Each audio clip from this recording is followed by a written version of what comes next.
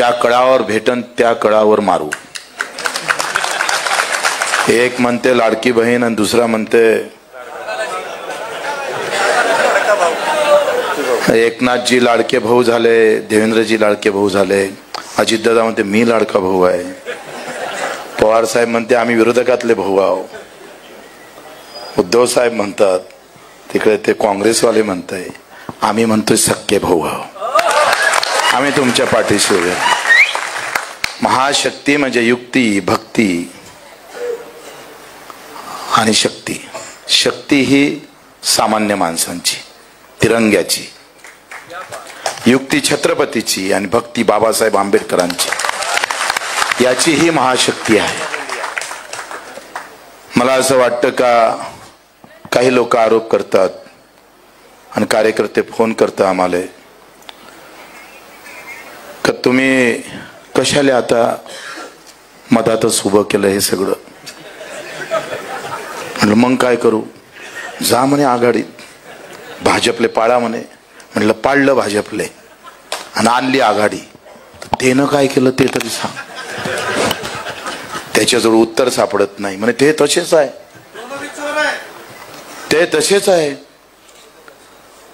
अरे 2004 मध्ये स्वामीनाथन आयोग स्थापित केला काँग्रेसनं. 2004 मध्ये 6 मध्ये तो स्वीकारला म्हणजे अंमलबजावणी झाली. काँग्रेसनं स्वामीनाथन स्थापन केला. वामनरावजी असन आपले, तुम्हाला तर राजू शेट्टी आमचे, शंकरण्णा धोंडगे असेल. मग 6 पासून तर गेल्या 15 वर्षापर्यंत काँग्रेसच होती ना. एक शिफारस मान्य केली नाही, एक शिफारस. मोदी जी आले, तो भाई और बहनों, किसान के भी अच्छे दिन आएंगे. विचारा अच्छे आले काय तर खड्ड्यात टाकलंय. हे म्हणत होते स्वामीनाथनची पूर्ण अंमलबजावणी करू, एक शिफारस मान्य केली नाही, एक शिफारस. तर नोकरीवाल्यांचा जर पहिला, दुसरा, तिसरा, चौथा, 5वा, 6वा, 7वा, 8वा वेतन आयोग जर मान्य होतं, स्वामीनाथन का होत नाही? सवाल आहे हे. काँग्रेसवाल्यांना सवाल आहे आमचा, हा भाजपवाल्यांना सवाल आहे. तुम्ही जाती धर्माचे झेंडे घेऊन फिरा, आम्ही सेवेचा झेंडा घेऊन फिरतोय. तुम्ही हिरवा, निळा, पिवळा लोकांच्या डोक्यात घाला, आम्ही तिरंग्यासाठी मरणार आहोत, तिरंग्यासाठी जगणार आहोत. या नवीन विचारानं आम्हाला समोर जायचं आहे. मित्र, लढाई खऱ्या अर्थानं आमदारकीची नाहीये, खासदारकीची लढाई नाही, मुख्यमंत्री आणि मंत्री बनण्याची लढाई नाही. ही लढाई आहे कार्यकर्ता बनण्याची, कार्यकर्त्या बनण्याची लढाई. आज आपण पाहतोय का तुम्हाला न पैशानं कुठल्याही प्रकारचा एका कॉलवर तुम्ही इथं आलात. मला माहित आहे आम्ही सगळे सतरंजी उचलणारेच आहोत. ज्याच्यासाठी टाकली होती ना, त्यांनी सतरंजी उचलणाऱ्या कार्यकर्त्याचं सगळं वाटोळ करून टाकलं. आता हा सतरंजी उचलणारा कार्यकर्ता नेत्याचं वाटोळ केल्याशिवाय राहणार. अनेक गोष्टी सांगता येईल. राजांनी अतिशय चांगल्या पद्धतीनं ते तुमच्या समोर मांडलं. राजूजी शेट्टी आहे, ज्यांच्यावर हजारो, कित्येक शेकडो गुन्हे आहे. वामनराव चटपांचं भाषण आम्ही जेव्हा सभागृहात पाहायचं तेव्हा बऱ्याच गोष्टी मी वामनरावजवळून शिकलोय. आणि मग अशी सगळी कष्ट करणारी लोक एकत्र होत असेल तर मग काही लोक असं म्हणतात का ते आघाडी बिघडण्यासाठी हे सगळं करतंय. मला एक तुम्ही सांगा, दिल्लीचं सरकार केजरीवालनं आणलं का नाही आणलं? आणि केजरीवालनं जर विचार केला असता असे आरोप होईल आणि केजरीवाल उभेच नाही राहिले असते तर एक चांगला मुख्यमंत्री देशाला भेटला असता का? बिहारमध्ये तर तुम्ही तिसऱ्याच आघाडी सोबत बसले, ममता बॅनर्जी आहे. मी जर उभा राहिलो नसतो, कारण काँग्रेसचा एक उमेदवार तिकडे उभा होता आणि भाजपचा इकडे उभा होता, मी तिसराच होतो हो तिथे. असा विचार केला असता तर बच्चू कडू आमदारच झाला नसता. तिसरे म्हणजे सगळे खाणारे, तिसरे म्हणजे फक्त मतं घेणारे, तिसरे म्हणजे निवडून न येणारे, असं जर वाटत असेल तर बच्चू कडू बगर पाठिंब्याचा फक्त जनतेच्या ताकदीवर 4 वेळेस निवडून आलाय. 4 वेळेस. तुमच्या सगळ्या जातीपाती धर्माचे गणित तोडून आम्ही निवडून आलोय. मित्र, ही लढाई खऱ्या अर्थानं आर्थिक विषमतेच्या विरोधात लढायची आहे. तुमच्या आमच्या समोर झेंड्याचं राजकारण दाखवलं जातं, अनेक जाती जाती भिडवल्या जातं, अनेक धर्मात भिडवल्या जाणार आहे. यांची पॉलिसीच ते आहे. हा देश गरीब राहण्याचं कारणच ते आहे का आमच्या टोक्यात फक्त धर्म घातला आहे. धर्माशिवाय आम्हाला काही बोलताच येत नाही. अनेक नारे काढले, अनेक तरुणाई गुंतवून टाकली. बाप मेला तरी बेहत्तर, पण नेता जिवंत राहिला पाहिजे. अशी जी हरामखोरी चालली आहे ना, त्याला गाळायचं आहे मातीत. तुम्ही आम्ही कोणाला तिकीट भेटन, कोण उभा राहीन, कोण कशा पद्धतीनं समोर येणार, कोणाला खुर्ची भेटली नाही भेटली, डोक्यात ठेवणाऱ्या कार्यकर्त्याची लढाई नाहीये हे. वेळ पडली तर 2 पावलं मागे घेऊन महाशक्तीच्या माध्यमातून एक नवीन इतिहास निर्माण करण्यात माझं योगदान किती आहे हे कार्यकर्त्यांना डोक्यात घेतलं पाहिजे. तुम्ही सगळ्या पक्षातले कार्यकर्ते आहे. स्वाभिमानी असेल, स्वराज्य संघटना असेल, आमच्या वामनराव जी चटाबसन, आमचे शंकररावजी धोंडगे पाटील असेल, सगळे कार्यकर्ते आम्ही पाहतो इथे बसलेले असणार. आता ही सगळी व्यवस्था ज्यांनी केली त्यांची नावं घेतली नाही, त्यांचा सत्कार केला नाही, त्यांना मोठं बोलावलं नाही, असं अपेक्षा ठेवून चालणार नाही. माझं नाव आयुष्यात कधीच येणार नाही, पण मी मागं नाही हटणार, ही भूमिका घ्यावं लागेल. आम्हाला भेटल्या नसत्या काय, आम्हाला युतीत एखाद 2, 3, 4, 5 सीटा भेटल्या असत्या, राजाभाऊ वगैरे संभाजीराजांना सगळ्यांनाच व्यवस्था झाली असती मस्त. बायकार त्याच्याच पैसा त्याचाच व्यवस्था करून आम्ही आमदार डबल होता आलं असतं ना, काही मोठी गोष्ट नाही आहे. त्या व्यवस्थेमध्ये आम्ही जाऊ शकलो असतो. ही व्यवस्थेचा विषय थोडा आहे भाऊ, हा मुद्द्याचा विषय आहे. आता ही म्हातारी आम्हाला भेटली, माजी सैनिकांची पत्नी आहे. तर कार्यालयाचे पायपीट करता करता थकली, माजी सैनिक. असं प्रशासन, एका कलेक्टरवर 7.5 लाख रुपये खर्च होतं महिन्याचे, एका कलेक्टर. तो साला कलेक्टर ऑफिस मधून उठतच नाही.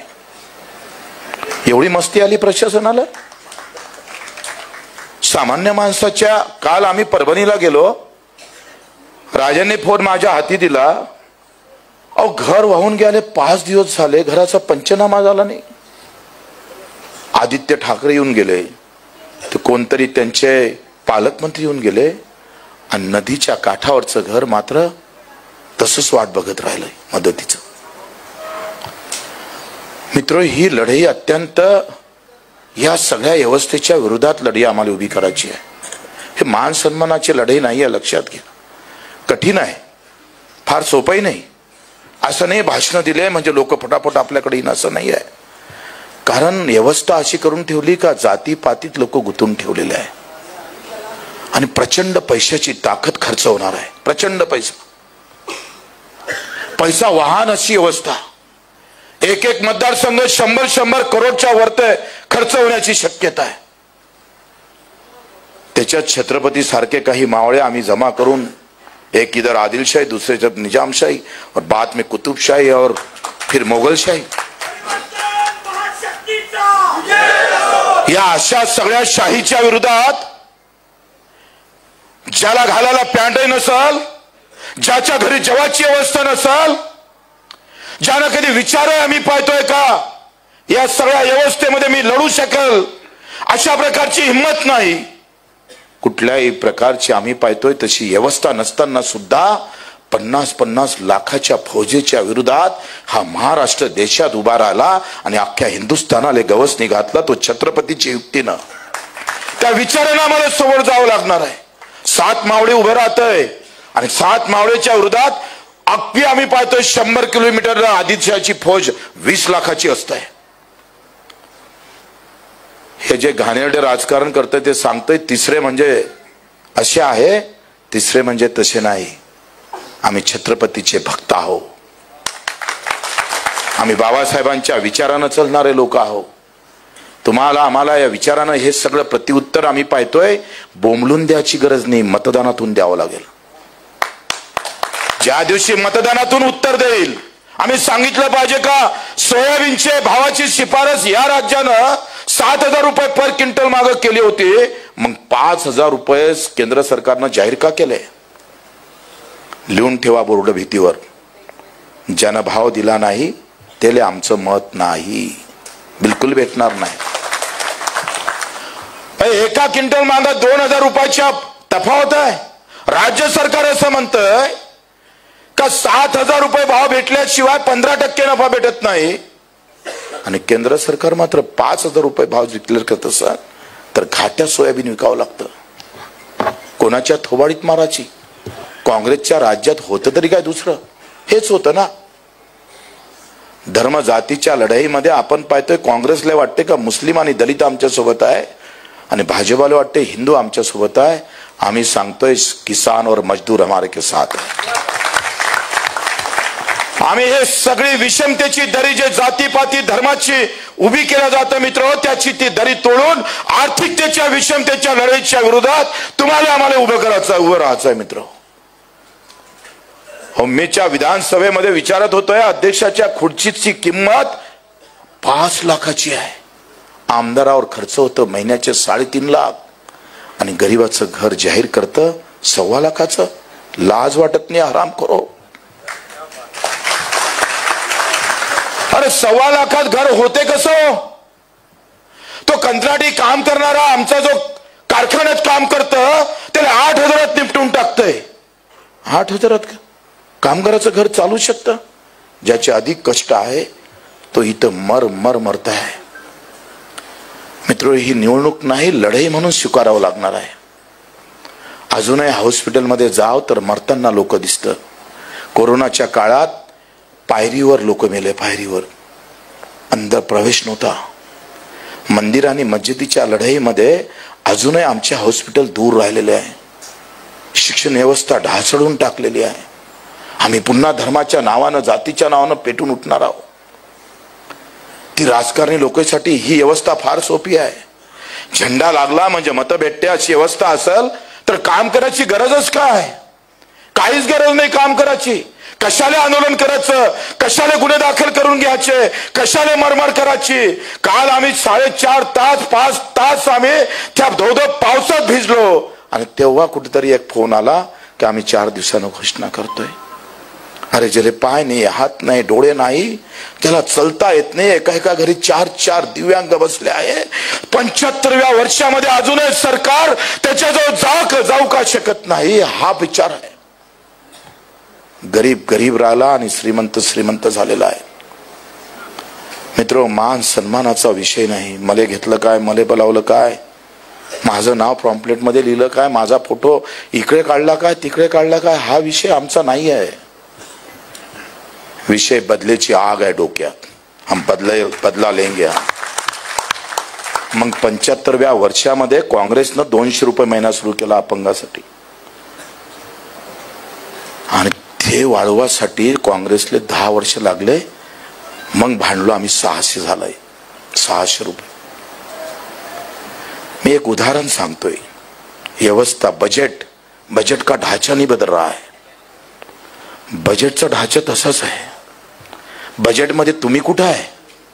शेतकरी कुठं आहे? मजूर कुठं आहे? दिव्यांग कुठं आहे? विधवा बहिणी कुठं आहे? काम करणारी, भांडे घासणारी आमची महिला कुठं आहे? तो एसटीत चालवणारा ड्रायव्हर कुठं आहे? काय अवस्था, काय विषमता आहे बघा.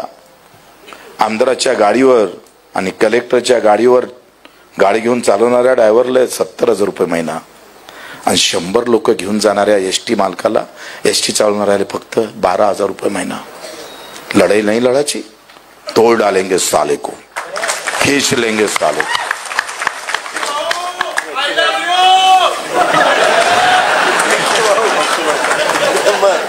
प्लीज, हा हसाचा विषय नाही आहे.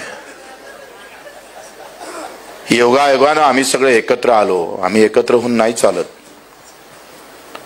तुम्ही कोणत्या गटाचे, कोणत्या पक्षाचे असं म्हणून जर याले लागले आणि माझ्या नेत्याचा सन्मान आणि मान झाला पाहिजे असं वाटत असेल तर हे शक्ती आताच थांबवली तरी चालेल. आमच्या डोक्यामध्ये जिच्या घरावर छप्पर नाही ना ते डोळ्यात ठेवा. आमच्या डोक्यामध्ये अजूनही त्या हॉस्पिटलमध्ये उपचार भेटत नाही ना तो रुग्ण डोक्यात ठेवा. ज्याला 2 पाय नाही तो चलत कसा असेल ते डोक्यात ठेवावं लागेल. त्याच्यासाठी लढावं लागेल. कपडे घालून आणि बॅनरवर फोटो लावून माणूस मोठा नाही होत. माणसाच्या हृदयात जाता आलं पाहिजे. लोकांच्या एकदा त्याच्या हृदयात झाले ना भाऊ, तर फिर कोई नेताओं की जरूरत नहीं होती. आदमी बड़ा कर देता है लोगों को. आम्ही 1 रुपया 1 मत घेऊन उभे राहणारे लोक आहो. राजू शेट्टी जी असेल, आम्ही असेल, सगळे असेल.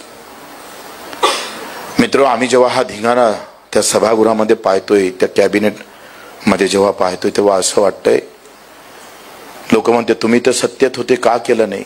ही एकट्याची लढाई नाही, पण 182 शासन निर्णय काढले बच्चू कडून. 182 दिव्यांगांसाठी. अनाथाचं आरक्षणच नव्हतं महाराष्ट्रात. ज्याला आई नाही, वडील नाही, बाप नाही, धर्म नाही, गाव नाही, काही पता नाही, त्यालाच आरक्षण नव्हतं महाराष्ट्रात. लढलो आम्ही, प्रचंड मेहनत घेतली. किती मत आहे हो अनाथांचे? पुऱ्या महाराष्ट्रात 2 ते 3 हजार मत. प्रश्न मताचा नाही आहे, आशीर्वादाचा आहे. आशीर्वाद घेता आले. मतासाठी उभ्या राहणाऱ्या पार्ट्या भरपूर आहे मित्र हो, पण आशीर्वाद घेणारं संघटन आता मजबूत झालं पाहिजे. युक्ती, शक्ती, भक्ती आणि याच्यातून महाशक्ती खऱ्या अर्थानं जनता जनार्दनाची उभी राहिली पाहिजे. इथून जाताना तुम्ही हा विचार घेऊन जा, रोखोक जा, छाती फुगून जा की आता हे परिवर्तन येणार आहे.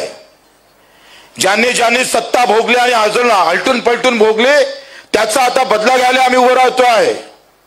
तुम्हाला दिशाभूल करण्याचा प्रयत्न होईल. तुम्हाला भाजपची बी टीम म्हटलं जाईल. कुणाला अधिक काही वेगळ्या प्रकारचे आमच्यावर आरोप केला जाईल. अनेक गोष्टी घडेल, पण खंबीरपणे उभा असणारा पदाधिकारी, कार्यकर्ता खऱ्या अर्थानं आम्हाला महाराष्ट्रात पाहायचा आहे. आम्ही तुम्हाला वचन देतो सगळे मिळून, सामान्य माणसाशिवाय, कष्टकरी आणि अडचणी असणाऱ्या लोकांशिवाय आमच्या डोक्यात कधी सत्ता जाणार नाही. हे नक्की सांगतोय. सत्ता कधीच जाणार नाही. सत्तेचाच विषय असता तर एखाद्या मोठ्या पार्टीत जाऊन अनेक पद मिळवता आले असते, पण ते आमच्या डोक्यात कधीही शिरणार नाही. हम कट जाएंगे, टूट जाएंगे, लेकिन पीछे नहीं हटने वाले हैं. तुमच्या विचारानं, तुमच्या ताकदीनं आम्ही म्हणजे सर्व काही नाही आहे, तुम्ही म्हणजे सर्व काही आहे. खरी लढाई तर तुम्हालाच लढायची आहे. आम्ही हत्तीवर बसून येऊ, पण पायदळ जे सैनिक असतं ना, ते खरं त्या युद्धात कामी येत असतं. हत्तीच्या माणसाची नंतर गरज असतं. पहिले लढना पडता है वो पायदळ वाले को सेना में. त्याला कापाचं असतं खटाखट खटाखट. आणि म्हणून तुमची लढाई, तुमचे जर जोश होत संपले आणि तुम्ही जर तिकीट साठी जर फक्त डोक्यात भूत घेऊन जर लढायला लागले, तर मग आम्ही हत्तीवर बसून फायदा तरी काय? कब तीर चलेगा और कब हम चले जाएंगे पता नहीं लगे रहेगा. आणि म्हणून आपल्या सर्वांना या इतक्या ताकदीनं आपण इथं जमा झालात. आपण सर्वांचं म्हणून, एक कार्यकर्ता म्हणून, आपण सगळ्यांनी, आम्ही सुद्धा कार्यकर्ता म्हणून, सैनिक असेल, अधिक कोणी असेल, जे जे काही शेवटचा घटक असेल, जो दुरावलेला आहे, खरा वंचित आहे, पण कष्टकरी आहे, त्या लोकांना एक आशेचं किरण उभं राहिलं पाहिजे. त्यानं गावातून उभं म्हटलं पाहिजे, नाही आता सगळं बाजूला ठेव, फक्त परिवर्तन महाशक्ती, फक्त परिवर्तन महाशक्ती. हा विश्वास निर्माण करावा लागेल. लोक तसंच काही उन्हा मत नाही मारत. मत मारणं एवढं थोडं सोपं आहे हो. मत म्हणजे तुमचे आम्ही, तुम्ही आमचे, एवढं म्हणाले प्रचंड कष्टाची गरज असते. तो त्याचं मत देतोय तुम्हाला. मत देतोय म्हणजे तो तुमचा होतोय. होय, मी राजेंचा आहे, मी शेट्टी साहेबांचा आहे, मी वामनरावांचा आहे, हे मनासाठी प्रचंड कष्टाची गरज असतं. आणि ते कष्ट तुमच्या आमच्या सहित सगळेनं करायचं असते. आम्ही सुद्धा कुठल्याही आईशी आराम न करता प्रचंड धावावं लागेल. जे जे चांगले कार्यकर्ते आहे, मी नाही, तुम्ही सांगितलं पाहिजे मी इथं नाही, माझी जरी दावेदारी असली पण मी निवडून नाही येऊ शकत, तुम्ही याला तिकीट द्या, मी यावेळेनं मागं राहील, अशा भूमिका घ्यावं लागणार आहे. त्याग करावं लागेल. 2 गोष्टी मान सन्मानाच्या बाजूने ठेवावं लागेल. त्याच्याशिवाय हे लढाई शक्य नाही. कारण दोन्हीकडे प्रचंड पैसा आहे, दोन्हीकडे प्रचंड ताकद आहे, ती जाती धर्माची आहे. आपल्याला बगर जाती धर्मासही सोडून खऱ्या आम्ही पाहतोय राष्ट्रभक्त सैनिकांची खरी ताकद निर्माण करायची आहे. आणि म्हणून तुम्ही थोडे जरी डगमगले भाऊ तरी आमचं सगळ्यांचं वाटोळं व्हायला वेळ लागणार नाही. आपल्या सर्वांचं मी आभार मानतो, धन्यवाद देतोय. आणि ही लढाई आता खऱ्या अर्थानं संभाजीनगरच्या भूमीमधून आता प्रचंड वेगानं सुरू करू. वेळ कमी आहे, पण आम्ही पाहतोय वाऱ्याच्या वेगानं आमचा कार्यकर्ता प्रत्येक या गावातून त्या गावातून घरा